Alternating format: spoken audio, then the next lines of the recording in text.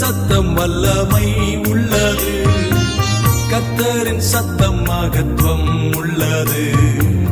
திரண்ட தண்ணீர் மேல் ஜலப்பிரவாகம் மேல் கர்த்தரன் முழங்குகிறார். அல்லேலூயா.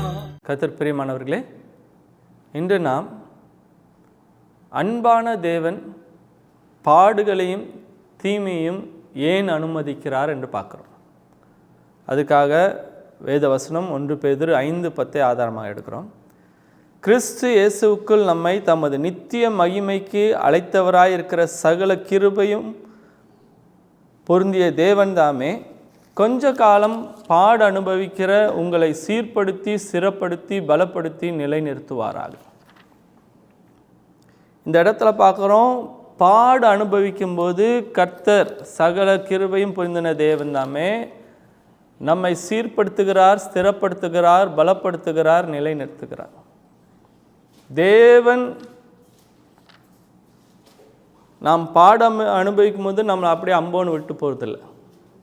அவர் நம்மை தாங்குகிறார், சீர்படுத்துகிறார், ஸ்திரப்படுத்துகிறார், பலப்படுத்துகிறார், நம்மை நிலைநிறுத்த செய்கிறார். ஆனால் இன்றைக்கி நம்ம கவனிக்கிற காரியம் என்னென்னா, பாடுகளை ஏன் அனுமதிக்கிறார்? பாடுகளில் இருக்கும்போது நம்மை சீர்படுத்துகிறார், பலப்படுத்துகிறார், தூக்கி விடுகிறார், காப்பாற்றுகிறார் என்று பார்க்கும்போது ஏன் பாடுகள் தீங்குகள் ஏன் அனுமதிக்கிறார் என்று பார்க்கணும்.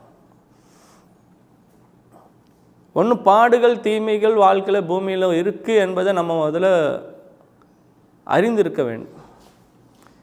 யோவான் 16:33 இயேசு சொன்ன வார்த்தை, பூமியிலே உங்களுக்கு உபத்திரம் உண்டு, ஆனாலும் திடங்கொள்ளுங்கள், நான் உலகத்தை ஜெயித்தேன். உங்களுக்கு பாடுகள் தீமைகள் உபத்திரங்கள் இருக்காதுன்னு சொல்லலை, இருக்கு என்பதை அவர் அங்கீகரிக்கிறார். அப்போ ஏதோ ஒரு அப்படியே சும்மா தியரியாக சொல்லிட்டு போனார், வாய்ப்பேச்சா சொல்லிட்டு போனார்னு இல்லை, அவரும் அனுபவித்தவராக இருக்கிறார். அவர் பர்சனலாக அனுபவித்ததை உங்களுக்கும் சொல்கிறார்.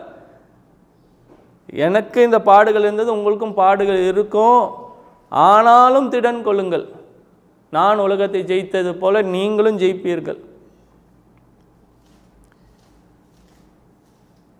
தேவன் அந்த வேதனையை, பாடுகளை, உபத்திரவத்தை தம்முடைய ஜனங்கள் அனுபவிப்பார்கள் என்பதை அங்கீகரிக்கிறவராக இருக்கிறார். ஆனால் உங்களை நான் திக்கற்றவர்களாக விடலை, அதில் ஜெயிக்கிறவர்களாக உங்களை நான் நிலைநிறுத்துவேன் தான் சொல்கிறார். உன்னை அறிந்திருக்க வேண்டும், இந்த பாடுகள் தீமைகள் உபத்திரவங்கள் தேவன் கொடுக்கறதல்ல. யாக்கோபு 1:13 வாசிக்கிறோம், தேவன் பொல்லாங்கினால் ஒருவரையும் சோதிக்கிறவர் அல்ல. நிறைய பேர் சொல்லுவாங்க, பாடு சோதனை வேதனை வரும்போது தேவன் என்னை சோதிக்கிறாருப்பா அப்படின்னு. இல்லை, சோதனைக்காரன் பிசாசானவன். தேவன் பொல்லாப்பினால மனுஷனை சோதித்து அதனால் அவனை சரிப்படுத்தலை. தேவன் மனுஷனை சீர்படுத்துவதற்கு, அவன் பலப்படுவதற்கென்று வேத வசனத்தை கொடுத்துருக்கிறார், ஆவியானவரை கொடுத்துருக்கிறார். பாடுகளை வச்சு என்னை சீர்படுத்தணும்னா உலகத்தில் அதிகமாக பாடுபட்டவன் ரொம்ப சீர்பட்டவனாக இருப்பானே?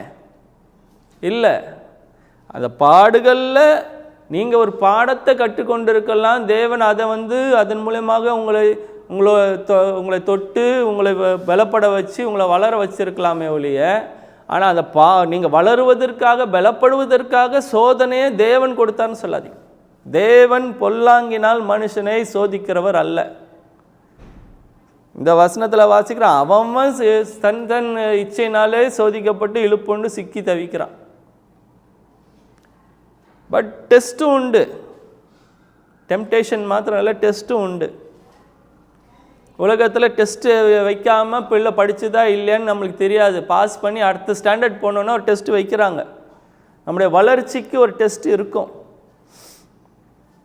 ஆனால் இப்போது இந்த பாடுகள் ஏன் வருகிறது, உபத்திரவங்கள் துன்பங்கள் ஏன் இருக்குதுன்னா, முதல் ஒரு 3 காரியங்கள் நாம் அறிந்திருக்கணும். எதனால் உலகத்தில் இவ்வளோ பாடுகள் உபத்திரவங்கள் இருக்குன்னா, சாய்ஸ், மனுஷனுடைய ஃப்ரீ சாய்ஸ். ஆதியாகமம் 2:16-17 வாசிக்கிறோம். மனுஷனுக்கு அந்த சாய்ஸ் ஆதியிலே தேவன் கொடுத்தார்.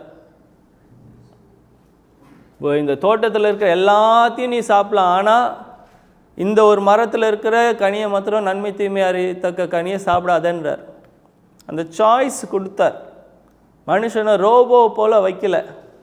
நான் சொன்னதை செய்கிற கீ கொடுத்த பொம்மை மாதிரி மனுஷனை வைக்கலை. அப்படி பொம்மை மாதிரி வச்சுருந்தா ஏதேன் தோட்டம் சந்தோஷமான இடமா இருந்திருக்காது. அது ஒரு சிறைச்சாலை மாதிரி இருக்கும். அவனுக்கு சுய விருப்பம் சுய தீர்மானம் எடுக்கிற திறன் இல்லாமல் இருந்தால் அவன் ஒரு பொம்மை, அவ்வளோதான். சொன்ன அவர் கீ கொடுத்தா ஆடுறான், அவ்வளோதான். அப்படியே ஆண்டவர் நம்ம படைக்கலை. தம்முடைய சாயலின்படியும் தம்முடைய ரூபத்தின்படியும் தம்முடைய பிள்ளைகளாக படைத்தார்.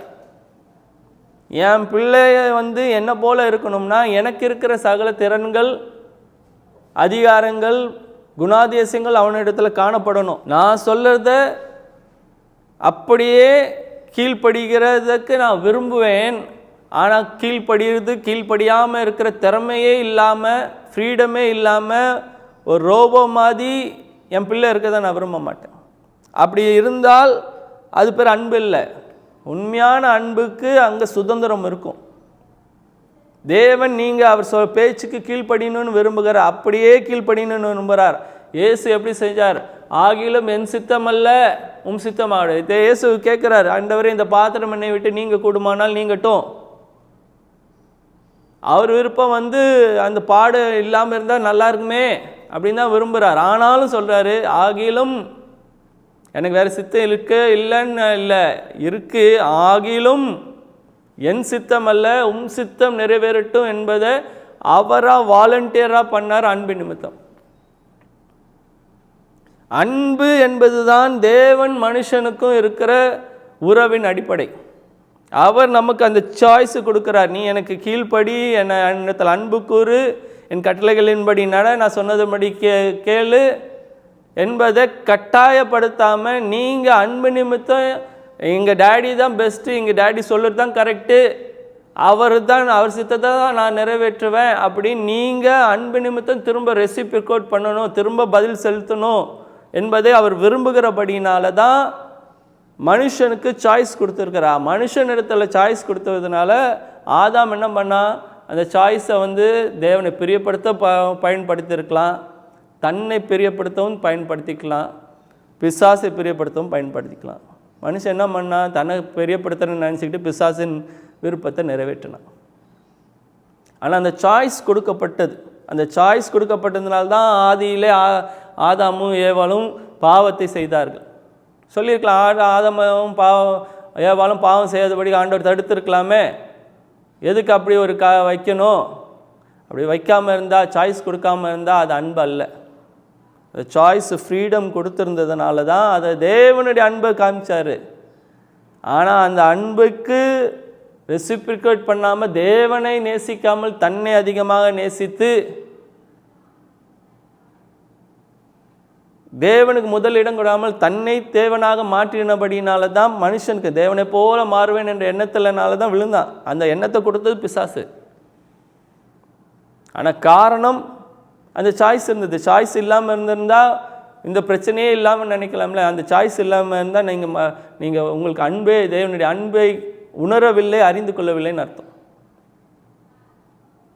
1000 கொடுத்து நீங்கள் ஒரு இடத்துல எல்லா சாப்பாடு கொடுத்தீங்க, எல்லாம் கொடுத்தீங்க, ஃப்ரீடம் இல்லை, சுதந்திரம் இல்லை அப்படின்னா அது ஒரு நல்ல 1000 இப்போ ஒரு கூண்டில் ஏதோ ஒரு பறவை வச்சுட்டு பொன்னால் செஞ்ச கூண்டா வச்சாலும் அது கூண்டு தான், ஜெயிலு தான். அதை மாதிரி இது இருக்கக்கூடாது நம்முடைய வாழ்க்கை. தேவன் நம்ம நேசிக்கிறபடினால தான் ஃப்ரீடம் கொடுத்துருக்கார். ஃப்ரீடத்தில் நீங்கள் அவரோடு தங்கி அவரோட உறவாடி வாழணும்னு விரும்புகிறாரு அவளைய கட்டாயத்தின் அடிப்படையில் இல்லை. அந்த சாய்ஸ் இருக்கிறபடினால தான் மனுஷன் தவறான தீர்மானங்களை எடுக்கிறபடினால உலகத்தில் தனக்கும் வேதனையை உண்டாக்குறான், மற்றவங்களுக்கும் வேதனையை உண்டாக்குறான், இயற்கைக்கும் அழிவை உண்டாக்குறான்.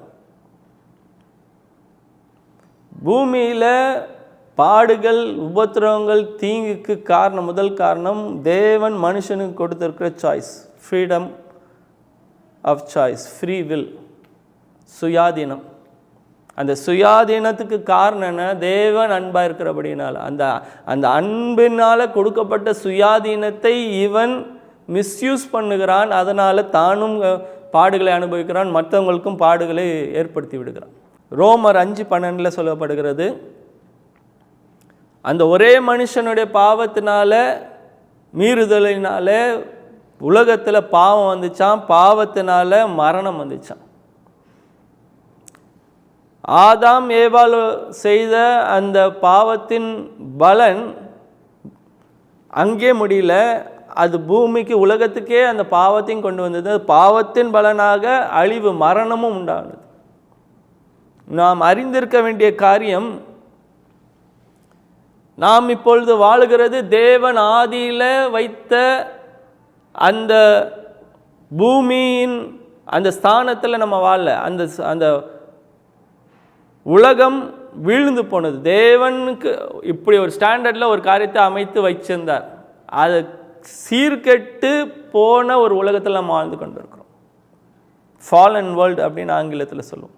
அந்த வீழ்ந்து மனிதன் தேவனுக்கு முன்பாக இருக்கிற ஒரு ஸ்டாண்டர்டில் இருந்தால் அந்த நிலையிலேருந்து கீழே விழுந்ததுனால அதன் பாதிப்பு மனுஷ குலத்துக்கு மாத்திரமல்ல பூமிக்கும் இருக்குது. அதனால தான் இவ்வளோ சீற்றங்கள், இயற்கை சீற்றங்கள், அழிவுகள்.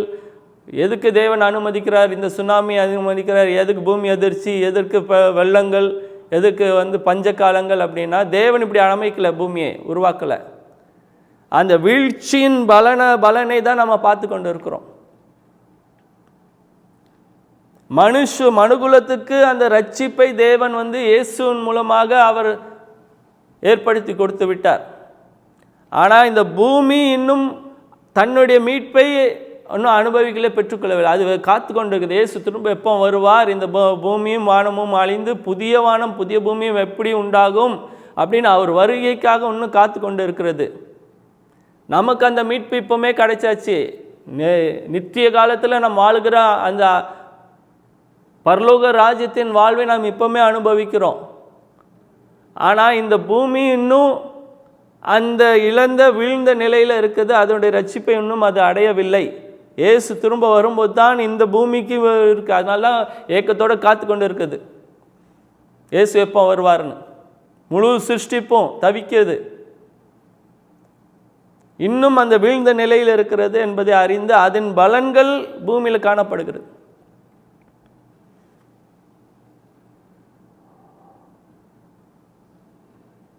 மூணாவது ஒரு காரியம், மனுஷனுடைய தனிப்பட்ட சுயாதீனம் தீமைக்கு தீங்குக்கு காரணமாக இருக்குது.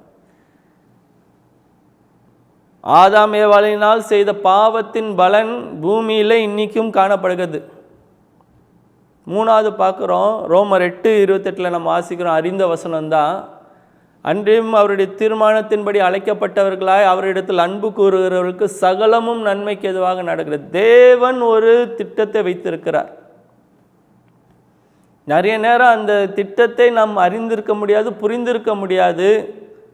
ஆனால் தேவன் அனாதி தீர்மானத்தை, திட்டத்தை வைத்திருக்கிறார். எந்த சூழ்நிலையை வைத்தும் அவர் நம்முடைய நன்மைக்கென்று காரியங்களை நிறைவேற்றுவார் என்பதை நாம் அறிந்திருக்க வேண்டும். ஏன் இடம் கொடுக்கிறார்? நிறைய காரியத்துக்கு எக்ஸ்பிளைன் பண்ண முடியாமல் இருக்கலாம், புரியாமல் இருக்கலாம், பதிலே இல்லாமல் இருக்கலாம். ஆனால் நாம் அறிந்திருக்க வேண்டிய ஒரு காரியம், தேவனுடைய திட்டம், அனாதி திட்டம் நிறைவேறுகிறது. இந்த விதத்தில் தான் நிறைவேறணும் என்பது அவசியம் அல்ல. யோசேப்பு சொல்லுகிறானே, தன்னுடைய சகோதரத்தில் சொல்கிறான் பாருங்க, அவன் இப்போ ராஜாவாயிட்டான், இவங்க விற்றுட்டாங்க, குழியில் போட்டாங்க, விற்றாங்க. அவன் எகிப்து அங்கே திரும்ப ஜெயிலில் போட்டாங்க. திரும்ப இப்போ ராஜாவுக்கு அடுத்த ஸ்தானத்தில் உயர்ந்திருக்கான். இப்போ அவன் கண்ட தரிசனத்தின்படியாக, சொப்பனத்தின்படியாக 22 வருஷம் கழித்து அவனுக்கு முன்பாக பணிந்து கொண்டு இருக்காங்க, வாழ்ந்திருக்கும்போது கடைசியாக சொல்கிறான், நீங்கள் எனக்கு தீமையை நினைத்தீர்கள், ஆனால் தேவன் இப்போ காலத்தில் இருக்கிறபடி நமக்கு மாத்திரம் இல்லை, அநேக தேசங்களுக்கு, ஜனங்களுக்கு ஜீவரட்சணம் செய்யும்படி என்னை கொண்டு வந்தார். அவன் குழியில் போட்டு, அவன் அடிமையாக விற்கப்பட்டு, ஜெயிலில் போய் தான் அவன் எகிப்தில் பெரிய ஸ்தானத்திலேருந்து சகல ஜனங்களுக்கும் ஜீவரட்சணம் பண்ணுகிற ஒரு நிலைக்கு வரணும் என்பது தேவ திட்டமாக இருந்தாலும் இந்த வழி தான் வரணும்னு அவசியம் இல்லை. தீமையை நினைத்தது தேவன் அல்ல, தீமையை நினைத்து கூட பிறந்த சகோதரர்கள். ஆனால் அந்த தீமையையும் தேவன் நன்மையாக மாற்றினார். அவங்க அந்த தீமையை அப்படி செய்யாமல் இருந்திருந்தால் வேறு வழியில் கூட ஆண்டவர் தேவன் அவனை எகிப்தில் கொண்டு வந்து அதிபதியாக மாற்றியிருக்கலாம்.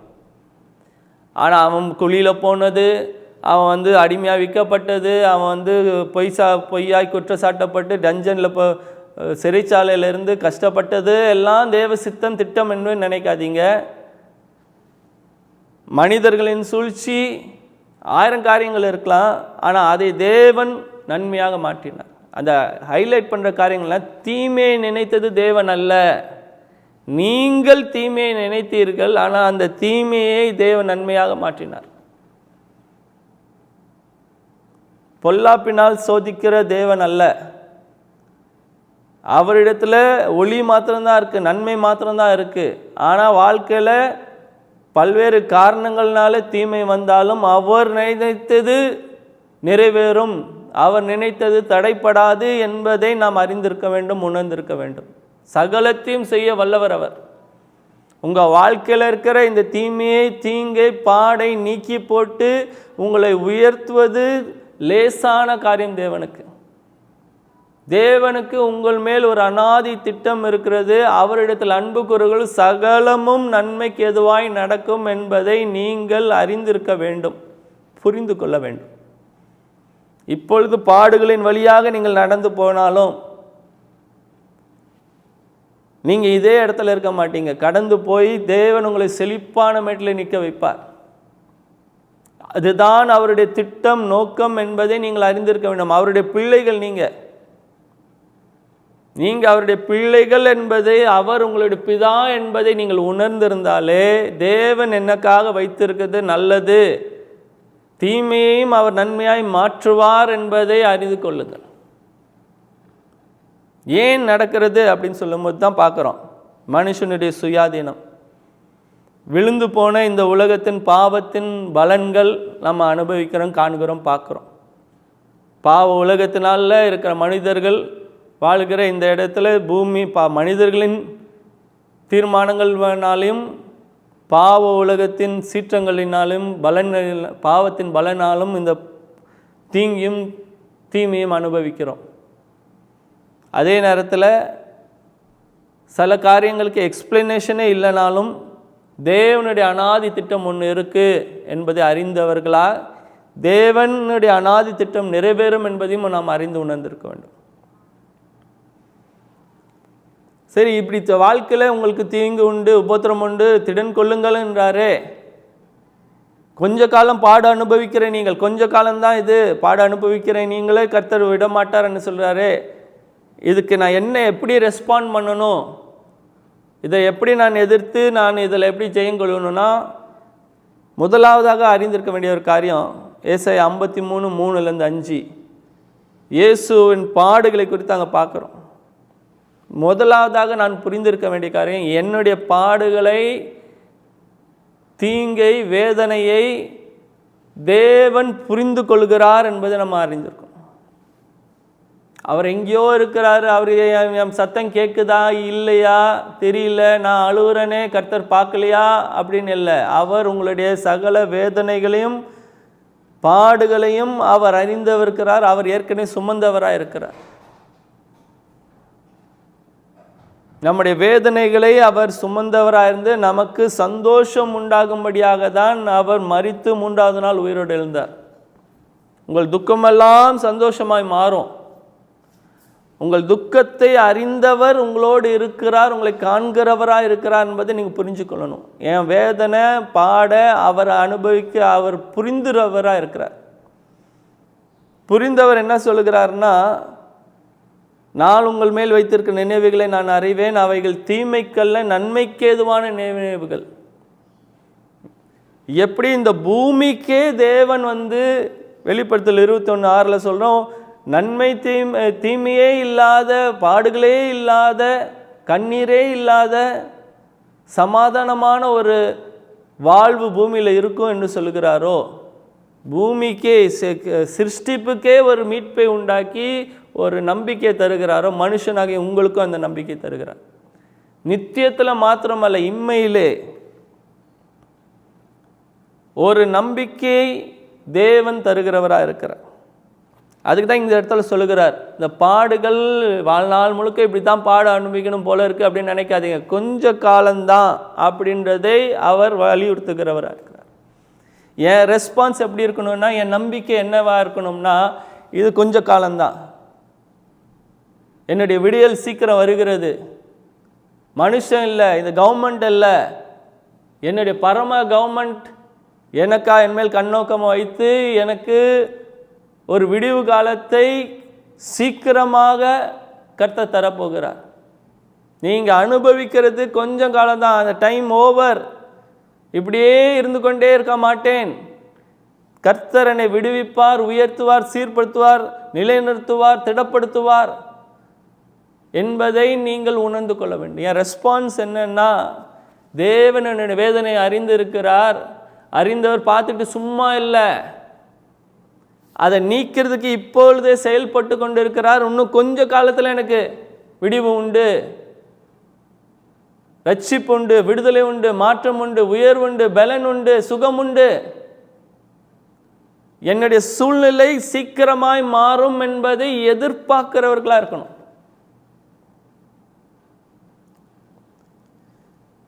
எதிர்பார்த்துட்டு இங்க சொல்லுகிற ஒரு காரியம் என்னன்னா, அது வரைக்கும் நான் என்ன பண்ணணும், மாறப்போகுது, சீக்கிரம் மாறப்போகுது, ஆனால் இன்னைக்கு நான் என்ன பண்ணணும் அப்படின்னு சொல்லும்போது, இந்த இடத்துல யாக்கோபு 1:2-4 வாசிக்கிறோம். என் சகோதரரே, நீங்கள் பலவிதமான சோதனைகளில் அகப்படும் போது, அந்த அகப்பட்டிருக்கும் போது என்ன பண்ணணுமா, உங்கள் விசுவாசத்தின் பரீட்சையானது பொறுமையை உண்டாக்கும் என்று அறிந்து அதை மிகுந்த சந்தோஷமாக எண்ணுங்கள். வேதனையே சந்தோஷமாக என்ன சொல்லலை, பாடுகளை சந்தோஷமாக என்ன சொல்லலை, இப்பொழுது நான் அனுபவிக்கிற இந்த காரியம் என்ன பண்ணுதுன்னா, எனக்குள்ளாக என் ஃபெய்த்தை செக் பண்ணுது. இப்போ இந்த டெம்டேஷன், பாடு, பிரச்சனை, போராட்டம், உபத்திரம்லாம் எதுக்குன்னா என்னுடைய விசுவாசத்தை செக் பண்ணுது. எப்படி பிள்ளைக்கு டெஸ்ட் வச்சோன்னா அடுத்தது எதுக்கு, பாஸ் பண்ணதுக்காக தான் டெஸ்ட் வைக்கிறாங்க. ஃபெயில் ஆகிறதுக்காக டெஸ்ட் வைக்கிறாங்க, ஃபெயில் ஆகிடுறாங்க பிள்ளைங்க. ஆனால் ஃபெயில் ஆகிறதுக்காக டெஸ்ட் வைக்கல, இவன் பாஸ் பண்ணி அடுத்த லெவலுக்கு போகிறதுக்காக ஒரு செக் வைக்கிறாங்க. இதை பாஸ் ஆகிட்டான், இது தேறிட்டான் என்பதை அவர்கள் அத்தாட்சி கொடுக்கும்போது தான் அடுத்த நிலைக்கு கொண்டு போக முடியும். ஃபெயில் ஆக்கிறதுக்காக டெஸ்ட் இல்லை, டெஸ்ட்டு வைக்கிறதே நீங்கள் பாஸ் ஆகிறதுக்காக. சிலர் அந்த டெஸ்ட்டில் ஃபெயில் ஆகிடுறாங்க, எதுக்கு, சரி திரும்ப எழுதி திரும்ப பாஸ் ஆப்பா. டெஸ்ட் வைக்கிற நோக்கம் நீங்கள் பாஸ் ஆகி அடுத்த நிலைக்கு நீங்கள் போக வேண்டும், வளர வேண்டும், உயர வேண்டும் என்பதற்காக. அதை மாதிரி இங்கே என்ன டெஸ்ட்னா, என் விசுவாசம் செக் பண்ணப்படுகிறது. எதில் பாஸ் ஃபெயில்னா, நான் தேவனை விசுவாசிக்கிறேன்னா, அவருடைய வாக்கை விசுவாசிக்கிறேன்னா இல்லையா. தேவன் என்னை உயர்த்துவார், விடுவிப்பார், சுகம் தருவார், என்னை அவருடைய ஸ்தானாதிபதியாக இருந்து அவருக்கு சாட்சியாக வைப்பார், நான் ஜெயமுள்ள வாழ்க்கை வாழுவேன், இதை நான் நம்புகிறேன்னா, தேவன் என்னோடு இருக்கிறார் என்பதை நம்புகிறேன்னா, அவர் என்னை ஏற்றுக்கொண்டார், நான் தேவனுடைய பிள்ளை என்று அவர் சொல்லிட்டார், நான் நம்புகிறேன்னா, அதை அவர் என்னை நீதிமான்னு கூப்பிட்றார், நான் என்னை நீதிமான் நம்புகிறேன்னா, அவர் என்னை பரிசுத்தமும் பிழையற்றதும் கண்டிக்கப்படாதவனாய் அவர் என்னை காண்கிறார், நான் என்ன அப்படி பார்க்குறேன்னா, தேவன் அவருடைய பிள்ளையாக ஆளுகை செய்கிறவனாக, அவரோடு கூட ஆளுகை செய்கிறவனாக என்னை பார்க்குறேன், நான் என்ன அப்படி பார்க்குறேன்னா, தேவ திட்டங்களாம் நிறைவேறும் என்பதை நான் நம்புகிறேன்னா, அந்த விசுவாசத்தின் பரீட்சை தான் இப்போ நீங்கள் அனுபவிக்கிற காரியங்கள், பாடுகள், தீமை, தீங்கு. ஏன் இவ்வளோ நடக்குது, காரணங்கள் என்னென்னா, டெஸ்ட்டு நடக்குது. டெஸ்ட்டை கொண்டு வந்தது பிசாசு, மனுஷர்கள், இயற்கை, 1000 காரியங்கள் இருக்கலாம். தேவனு கூட டெஸ்ட் வச்சுருக்கலாம். காரணம் என்ன, ஆனால் நடக்கிறது என்ன, ஏன் ஃபெய்த் செக் ஆகுது. நான் ஃபெய்த்தில் நான் உறுதியாக இருந்தேன்னா நான் ஜெயிப்பேன். விசுவாசத்தில் வல்லவன் ஆனான்னா, இங்கே சொல்லப்படுகிறது அந்த டெஸ்ட் என்னதானா, பொறுமையை உண்டாக்கும் என்று அறிந்து நான் அந்த வாக்குத்தத்தத்தை நான் பெற்றுக்கொள்கிற வரைக்கும் என் விசுவாசத்தை விடமாட்டேன் என்ற நிலைக்கு நான் வந்துட்டேன்னா, ஆபிரகாமுக்கு டெஸ்ட் வச்சார் ஆண்டவர். எதுக்கு, உன் பையனை கொண்டு போய் மோரியா மலையில் பலியிடுன்னு. என்ன டெஸ்ட்டு, எபிரேயரில் வாசிக்கிறோம். டெஸ்ட் என்னன்னா, ஆண்டவர் வாக்கு கொடுத்திருந்தாரு, ஈசாக்கின் மூலமாக உன் சந்ததி விளங்கும். இப்போ பலியிட்டு அவனை தகன பலி ஆக்கிட்டா, சாம்பல் ஆகிட்டா எப்படி அந்த வாக்கு நிறைவேறும்? ஆனால் ஜெயிச்சது எப்படின்னா, ஆண்டவர் சொல்லியிருக்கிறார், நான் பலியிட்டு அதை நான் எரிச்சு போட்டாலும் அந்த சாம்பல்லேருந்து என் பையனை தேவன் திரும்ப உயிரோடு எழுப்புவார் என்ற விசுவாச உறுதியாக இல்லவனா இருந்து அவன் கத்தி எடுத்து நான் கொத்தம் ரெடி ஆகிட்டேன்னா, ஆண்டவர் சொன்னார், நிப்பாட்டு, பிள்ளையாண்டன் மேல் கையை வைக்காத, நீ பாசு, உன்னை ஆசீர்வதிக்கவே ஆசீர்வதிப்பேன், பெருகவே பெருகவே பண்ணுவேன் அப்படின்னு சொல்லிட்டார். இப்பொழுது ஒபீடியன்ஸ் எதுக்கு தெரியுமா? ஃபெய்த்துக்கான டெஸ்ட்டு தான் அது. அவர் சொன்னதை அவர் நிறைவேற்றுவார். மரித்தோர்லேருந்து உயிரோடு எழுப்பது அவருக்கு லேசான காரியம். எரிச்சு நான் சாம்பலாக மாற்றினா கூட அந்த சாம்பல்லேருந்து கூட என் பையனை உயிரோடு இன்னொரு பையன் கொடுப்பான்னு இல்லை, இந்த பையன் ஈசாக்கின் மூலமாக உன் சந்ததி விளங்கும்னு அவர் சொல்லியிருக்கிற அந்த வார்த்தையை நிறைவேற்ற அவர் உண்மை உள்ளவர், அவர் வல்லமை உள்ளவராக இருக்கிறார் என்பதை நான் விசுவாசிக்கிறேனா என்பதுதான் சோதனையின் நோக்கம். அதில் நீங்கள் பாஸ் ஆகுங்களேன், டெஸ்ட் இப்படி இன்னைக்கு நாளைக்கே முடிஞ்சிடும். உங்கள் ஃபெய்த்தை நீங்கள் பலப்படுத்தி பாருங்கள். இன்னும் டெஸ்ட்டு தொடர்ந்துக்கிட்டே இருக்குதுன்னா நீங்கள் ஃபெய்த்தில் இன்னும் ஸ்ட்ராங் ஆகலைன்னு அர்த்தம். ஆகணும்னு ஆண்டவர் விரும்புகிறார். அதனால தான் இன்றைக்கி உங்களோட பேசிகிட்டு இருக்கார். இந்த சோதனை எப்போ முடியுமோ அப்படின்னா நீங்கள் விசுவாசத்தில் வளர்ந்துட்டா இன்றைக்கே முடியும். உங்கள் விசுவாசத்தின் நிலையை உயர்த்தி பாருங்கள், பாடுகளின் காலம் குறுகிப்போ. அந்த பொறுமை அது கிடைக்கிற வரைக்கும், நான் நிறைவேறுகிற வரைக்கும் நான் விசுவாசத்தை விட்டு விலக மாட்டேன் என்ற நிலையில் விசுவாசத்தை காத்துக்கொள்கிறவர்களாக இருந்தால் இந்த இடத்துல உங்களுக்கு அது சந்தோஷமாக இருக்கும். இந்த டெஸ்ட்டு நான் என்னம்மா என்ன டெஸ்ட்டு முடிச்சேன்னா நான் அடுத்த கிளாஸ் போக போகிறேன், அந்த ஒரு மகிழ்ச்சி இருக்கும்ல. பாஸ் ஆகிற பிள்ளைக்கு அந்த மகிழ்ச்சி இருக்கும். நிச்சயம் நான் 100 வாங்க போகிறேன் அப்படின்னு இருக்கும்போது பாஸ் ஆகிறது பெரிய விஷயமானு நினைக்காது. ஐயோ 100 வாங்கினா 99 வாங்குவானான்னு யோசிச்சுட்டு இருக்கோம். அதே மாதிரி தான் உங்களுக்கு சந்தோஷம் இருக்கணும். இந்த அப்பா முடிஞ்சிச்சுடா, 10th முடிஞ்சிச்சு, அதோட 11th அப்படின்னு நிலைமைக்கு போகணும். காலேஜ் முடிச்சுட்டா இனிமேல் இது மேற்படிப்பு ஏதோ ஒன்று, நீங்கள் இந்த நிலை முடிஞ்சால் அடுத்த நிலை எனக்கு வருதுன்னு எதிர்பார்ப்பு சந்தோஷமாக இருக்கணும். இந்த டெஸ்ட்டு பார்க்கும்போது டெஸ்ட்டை பார்த்து ஐயோ வேதனை சோதனை இல்லை, அடுத்து வருகிற சந்தோஷத்தை பார்த்து உயர்வை எதிர்பார்த்து நன்மைகளை எதிர்பார்த்து சந்தோஷப்பட பழகணும். இதுதான் என்னுடைய ரெஸ்பான்ஸாக இருக்கணும். 4ஆம் வசனத்தில் பார்க்குறோம், நீங்கள் ஒன்றிலும் குறைவுள்ளவர்களாக இராமல் பூர்ணராயும் நிறைவுள்ளவர்களாயும் இருக்கும்படி பொறுமையானது பூர்ண கிரியை செய்ய கடவுது. உங்களில் ஒருவன் ஞானத்தில் குறைவுள்ளவனாக இருந்தால் யாவருக்கும் சம்பூர்ணமாய் கொடுக்கிறவரும் ஒருவரையும் கடிந்து கொள்ளாதவருமாகிய தேவனிடத்தில் கேட்கப்படுவான், அப்பொழுது அவனுக்கு கொடுக்கப்படும். இந்த காரியத்தை, இந்த சோதனையை ஜெயிக்கத்தக்கதான ஞானத்தை தேவன் தருவார். அவர்கிட்ட கேட்டால் எனக்கு தேவன் ஞானத்தை தந்து இதை நான் ஜெயித்து நான் ஒன்றிலும் குறைவுள்ளவனாய் இராமல் பூர்ணராயும் நிறைவுள்ளவனாயும் இருப்பேன். அதுக்கு இதை ஜெயிச்சு நான் பூர்ணனாய் நிறைவுள்ளவனாய் இருக்கிறது என்னுடைய பலத்தினால அல்ல, தேவன் கொடுக்கிற ஞானத்தினாலே இதை நான் கடந்து சென்று ஜெயமுள்ளவனாய் நிறைவுள்ளவனாய் நான் பூர்ணனாய் நான் இருப்பேன் என்று என் சுய புத்தியை சாராமல் அவரை சார்ந்திருங்க. அவரை நீங்கள் ஜெபிக்க வேண்டிய பிரதான காரியமே ஆண்டவரை ஞானந்தாரும். இன்னைக்கான இந்த பிரச்சனையை சூழ்நிலையை எப்படி நான் ஹேண்டில் பண்ணி ஜெயிக்கணும் நீங்கள் கைட் பண்ணுங்க. நீங்கள் சொல்லுங்க, நான் செய்கிறேன். நான் தீர்வை கண்டுபிடிக்கணும்னு அவசியம் இல்லை, எல்லா தீர்வும் அவருக்கு தெரியும். அவருக்கு எதிர்பார்க்கறது கேட்குறானா? நம்ம வாய் திறந்து கேட்கறதில்ல, அவர் சொல்லுறதை கேட்குறோமா? காதுகள் திறந்திருக்கிறதா? ஆவியானவர் சொல்லுகிறதை சபைகள் காதுல கேட்க கடவுது, சபைகள் கேட்க கடவுது. கேட்கிற காது இருந்தாலே போதும், அதை கேட்டுட்டு உணர்ந்து கீழ்ப்படிந்தாலே போதும். நீங்கள் யோசித்து நீங்கள் கண்டுபிடிச்சி நீங்கள் சொல்யூஷனாக கொண்டு வரல. ஆண்டவர் எல்லாத்தையும் ஏற்கனவே வச்சிருக்கிறார். அவர் எதிர்பார்க்குறது அவர் சொல்ல சொல்ல நம்ம செஞ்சுக்கிட்டே இருக்கணும். அவர் நம்மளை நடத்திக்கிட்டே போவார். என் ஆடுகள் என் சத்தத்தை அறிந்தது. நிறைய பேருக்கு அவர் சத்தமே கேட்க மாட்டேதுன்றாங்க. என் ஆடுகளாக இருந்தால் ஏன் அவர் சத்தம் கேட்கும்? இல்லை, அவருடைய உறவுக்குள்ளே வாங்க. சுயநீதியை சார்ந்திராமல் அவருடைய கிருபையை சார்ந்தவர்களாக அவரை சார்ந்தே இருங்க.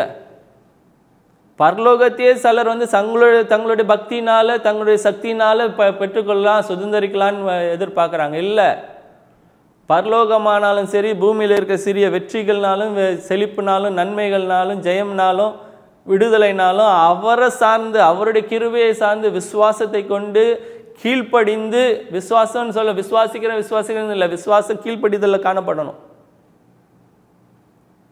கீழ்ப்படியலைன்னா விசுவாசம் கேள்விக்குறி, கொஸ்டின் மார்க். கிரியை இல்லாத விசுவாசம்,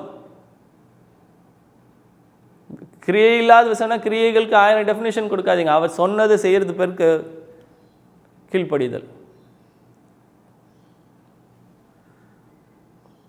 ஆண்டவரை சார்ந்திருங்கள். ஆண்டவரை சார்ந்திருந்தால் உங்கள் விசுவாசம் பலப்படும், பொறுமை உண்டாகும். உங்களுக்கு நீங்கள் நிறைவாய் பூர்ணராய் இருக்கிற ஒரு நிலைக்கு கர்த்தர் உங்களுக்கு கொண்டு செல்வார். இதே வசனத்தில் வாசிக்கிறோம், நீங்கள் பூர்ணராய் ஆக முடியும். இன்னொன்னும் புரிஞ்சுக்கணும், என்ன இந்த பாடுகளில் நான் வளருகிறேன். பாடுகளுக்கு முன்பாக இருந்த நிலையை காட்டிலும் இன்னைக்கு நான் என்னுடைய ஆவிக்குரிய ரீதியிலே என்னுடைய முதிர்ச்சியிலே நான் வளர்ந்து கிறிஸ்துவின் அளவுக்கு தக்கதாக பூர்ண புருஷராகும்படி நான் வளரத்தக்கதாக தேவன் என்னை சபையில் வைத்திருக்கிறார். சபையில் வச்சிருக்கிற நோக்கம் என்னன்னா, இருக்கிற ஒவ்வொருவரும் கிறிஸ்துவின் நிறைவான வளர்ச்சிக்கு தக்கதாக பூர்ண புருஷராக மாறணும். டெஸ்ட்டே இல்லாமல் நான் அவருடைய லெவலுக்கு மாறுவேன்னு நினைக்காதீங்க. டெஸ்ட்டுகள் இருக்கும். இருக்கிறதுல நான் வளர்ந்து கொண்டிருக்கிறேன் என்பதை அறிந்திருக்கணும். வளர்ந்ததுக்காக தேவன் டெஸ்ட்டை கொடுக்கல, நான் வளர்ந்திருக்கிறேன் என்பதை நிரூபிக்கிறதுக்கு தான் டெஸ்ட்டு. நான் வளருவதற்கென்று அவர் தம்முடைய வார்த்தைகளை கொடுத்திருக்கிறார், ஆவியானவரை கொடுத்திருக்கிறார். ஆனால் நான் இந்த வார்த்தைகளில் ஆவியானவர் கொடுக்குற பலனாலே நான் வளர்ந்திருக்கிறேன் என்பது எங்கே செக் பண்ணுவார், எங்கே ப்ரூவ் பண்ண முடியும்? டெஸ்ட்டு வரும்போது நான் அதை எப்படி பாஸ் பண்ணுறேன்னா, விசுவாசத்தை காத்துக்கொள்கிறேனா, விசுவாசத்தில் செயல்பட்டு கீழ்ப்படுகிறேனா தேவனுக்கு, ஏன் சுய புத்தியை சாராமல் அவரையே சார்ந்து இருக்கிறேனா, அங்கே தான் நான் ப்ரூவ் பண்ணுறேன், அங்கே தான் நான் ஜெயிச்சு காமிக்கிறேன். அதே நேரத்தில் சோதனையில் நான் போராடிக்கிட்டே இருக்கிறது மாத்திரம் இல்லை, அவருடைய ஆறுதலையும் பெறுகிறவனாக இருக்கணும். சங்கீதக்காரன் சொல்லுகிறான், நான் மரண இருளின் பள்ளத்தாக்கிலே நடந்தாலும் பொல்லாப்புக்கு பயப்படுகிறேன், தேவரீர் என்னோடு கூட இருக்கிறீர், உமது கோலும் உமது தடியும் என்னை தேற்றும். இந்த பாடுகள் நேரத்தில் எனக்கு இப்போ எதிர்காலத்தில் கர்த்தர் விடிவு ஜெயத்தை தந்திருக்கிறார், ஓகே. ஆனால் அந்த பள்ளத்தாக்கில் நடக்கும்போது உம்முடைய கோலும் உமது தடி என்னோடு இருந்து என்னை தேற்றுகும். தேவன் தருகிற ஆறுதலை பெற்றுக்கொள்கிறவர்களாக இருக்கணும். ஆறுதல் எதிர்காலத்தில் இருக்குன்னு நினைக்காதீங்க, இன்னைக்கு இருக்கு. இன்னைக்கு இருக்கிற ஆறுதலை பெற்றுக்கொண்டவர்களாக நீங்கள் உங்களுக்காக வைத்திருக்கிற ஜெயத்துக்குள்ளாக கடந்து செல்லுங்கள். தேவனிடத்தில் இன்னைக்கு ஆறுதலை நான் எங்கேருந்து பெற்றுக்கொள்வேன்னா, இயேசு சொல்லுகிறார் மத்தேயு 11:28-30 வரைக்கும், வருத்தப்பட்ட பாரம் சுமக்கிறவர்களை நீங்கள் எல்லாரும் என்னிடத்தில் வாருங்க, நான் உங்களுக்கு இளைப்பாறுதல் தருகிறேன். தேவனிடத்தில் கிட்டி சேர்ந்து அவருடைய உறவில் நீங்கள் பலப்படுங்கள், உறவில் வளர்ந்து கொண்டிருங்கள், ஆறுதலை பெறுவீர்கள். இப்போ பாடு இருக்கு, நான் என்ன பண்ணுவேன்னா அவரோட உறவில் வளருங்க, அவ்வளோதான். அந்த உறவில் நீங்கள் எவ்வளோ அவர்கிட்ட இன்னும் கிட்டி சேர்றீங்களோ அவருடைய ஆறுதலையும் பெறுவீர்கள், விசுவாசத்தில் வளர்கிறவர்களாக இருப்பீர்கள். அதே நேரத்தில் பூமியிலையும் தேவன் நமக்கு சார்ந்திருக்கத்தக்கதாக அவருடைய சரீரமாகிய சபையின் ஐக்கியத்தையும் கொடுத்திருக்கிறார். கலாத்தியர் 6:2, 1 தெசலோனிக்கர் 5:11 வச்சிருக்கிறார். மனிதர்களையும் வைத்திருக்கிறார். ஒருவரை ஒருவர் நம்ம ஆற்றி தேற்றி பலப்படுத்தி ஒருவருடைய ஒரு பாரத்தை சுமக்கிறவர்களாக இருக்கத்தக்கதாக நம்ம என்கரேஜ் பண்ணி நம்ம பில்டு பண்ணுகிற ஒரு ஐக்கியம், ஆவிக்குரிய ஐக்கியம் நமக்கு தேவை. சர்ச் அட்டெண்டன்ஸோடு நிப்பாட்டாதீங்க. சர்ச்சில் இருக்கிற விசுவாசிகள் இல்லைனா அங்கே உங்களுக்கு அமைப்பு இல்லைன்னா யாரோ ஒரு தேவனை அறிந்த தேவ பிள்ளைகளின் ஐக்கியத்தை நான் குறித்து பேசுகிறேன். சபை தான் அதுக்கான இடம். அப்படிப்பட்ட இடத்துல ஐக்கியத்தை வைத்து கொள்ளுங்கள். அப்படி ஒரு வாய்ப்பு சூழ்நிலை இல்லைன்னா உங்களுக்குன்னு ஒரு 4 பேராவது ஆவிக்குரிய நண்பர்கள் ஐக்கியம் இருக்கணும். உங்களுடைய வேதனைகளை உங்களை கைட் பண்ணுகிற ஒரு 2-3 பேராவது உங்களுக்கு இருக்கணும். அந்த உறவை ஆண்டவரிடத்தில் கேளுங்கள், கைட் பண்ணி அந்த உறவில் பலப்படுங்க. ஒருத்தரை என்கரேஜ் பண்ணதுக்காக தான் வேதவசனம் ரட்சிக்கப்பட்டவர்கள் தனியாக விடாமல் சபையில் சேர்த்தாராம். அவர் ஐக்கியத்தில் சேர்த்தார், ஒரு சமுதாய அமைப்பை உண்டாக்கினார்.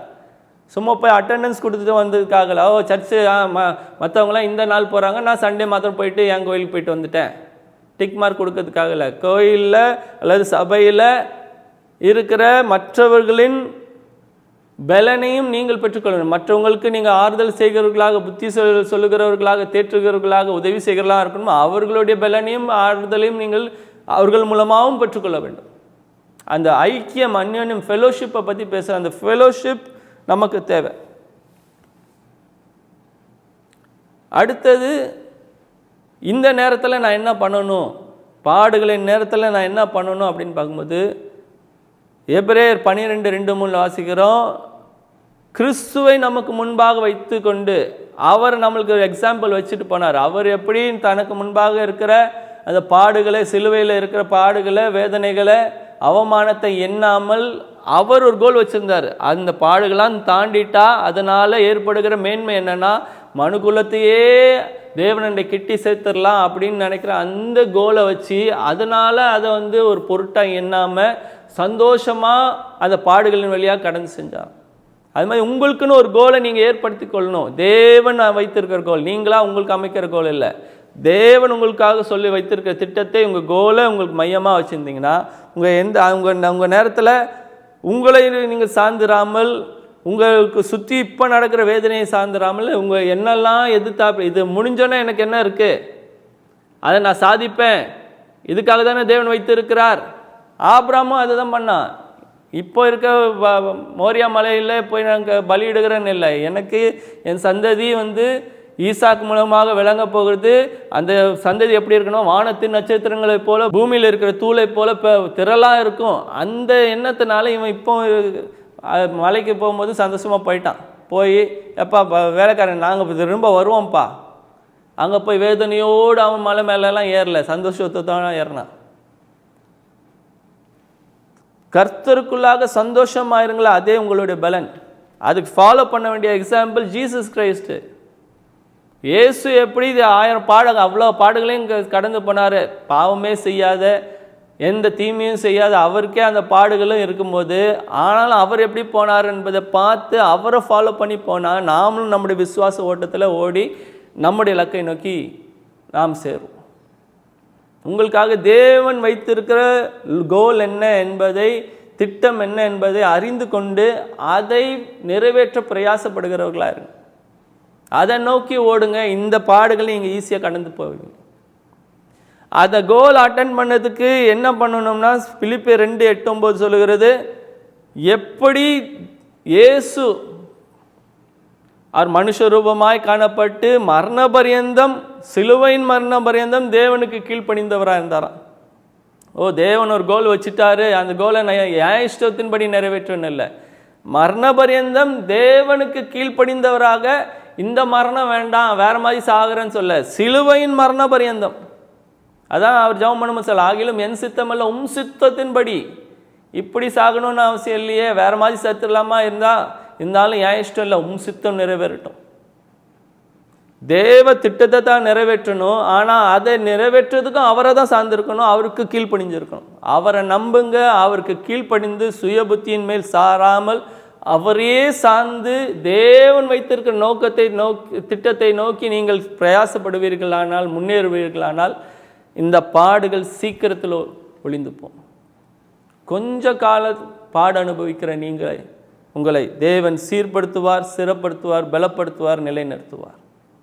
கர்த்தர் உங்களை ஆசீர்வதிப்பாராக. உங்களுக்காக நான் ஜெபிக்கிறேன். தகப்பனே, இந்த நாளிலும் கர்த்தாவுடைய சத்தத்தை கேட்ட ஒவ்வொருத்தருக்காக நான் ஜெபிக்கிறேன். எந்த நாமே நீர் கூட இருப்பீராக.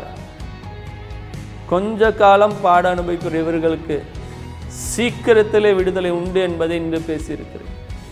பாட அனுபவிக்கிறதுக்கு காரணம் என்பதையும் என்ன என்பதை காண்பித்து, இந்த காலத்தில் என்ன செய்ய வேண்டும், எப்படி வாழ வேண்டும் என்பதை கற்று தந்தீராங்க. ஆண்டவரே, விசுவாசத்தில் இவர்கள் பலப்பட உதவி செய்யும். உம்மை பின்பற்றினவர்களாக நீர் இவர்களுக்காக வைத்திருக்க தேவ திட்டத்தை நிறைவேற்ற இவர்களை உருவாக்கி பயன்படுத்த ஆண்டவரே, சந்தோஷத்தோடு உம்மை நோக்கி ஓடுகிறவர்களாக இருக்க நேர்ந்து இருதயத்தில் இருக்கிற வேதனைகள், பாடுகளை குறித்ததான கவலைகள் எல்லாம் நீங்கி நீர் வைத்திருக்கிற எதிர்காலத்தில் வைத்திருக்கிற நன்மைகளை சுதந்திரிக்க போகிறோம், அடுத்து வருகிற உயர்வை அவர்கள் எதிர்பார்த்தவர்களாக சந்தோஷத்தோடு உம்மை நோக்கி ஓட உதவி செய். ஆறுதல் செய்வீராக, விடுதலை தார்.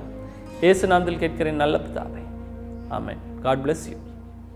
For contact J. Seelan Paul Ministries, contact number 97907522795. Mail ID wordofgod.paul@gmail.com. J. Seelan Paul Ministries வழங்கிய நற்செய்தி உங்களுக்கு பிடிச்சிருந்தா மறக்காம இந்த சேனலை லைக் பண்ணுங்க, ஷேர் பண்ணுங்க, சப்ஸ்கிரைப் பண்ணுங்க. கீழே இருக்க பெல் ஐக்கானை கிளிக் பண்ணுங்க.